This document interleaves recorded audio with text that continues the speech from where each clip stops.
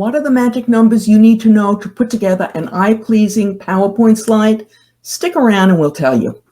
Welcome to Accounts Payable Sound Bites, the program where we share quick tips and explain simple and complex accounts payable issues in short, concise sound bites.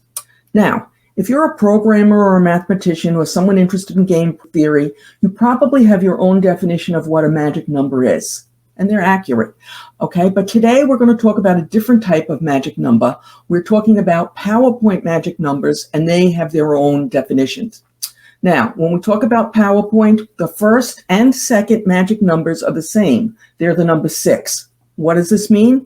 Well, the first number 6 means that on a slide, so that it doesn't look too crowded and your audience can see, you'll have no more than 6 lines.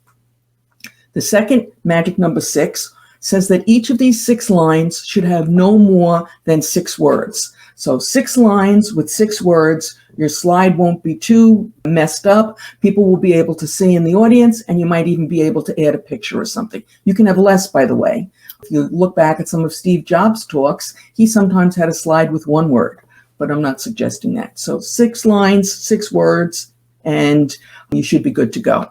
Now, before we discuss the next number, I'd like to invite you to subscribe to this channel below and/or swipe on the bell at the top to be notified of new postings or issues related to accounting, accounts payable, and finance. We post about twice a week. The last magic number is 24, and this refers to your font size. So you should always have font size that is at least 24 fonts. It can be higher. It can be 30, 36, whatever you decide. But the smallest font on the page, if you want the audience to be able to see it, should be 24. And as I said, it can be higher. So we sometimes refer to this magic rule, if you will, as the rule of 664. Okay, no more than 6 words per line, no more than 6 lines, and font size at least 24. Well, that's it for today. If you like this episode, you might like the discussion on episode 75 on finding a new job. And hey, we always appreciate those thumbs up.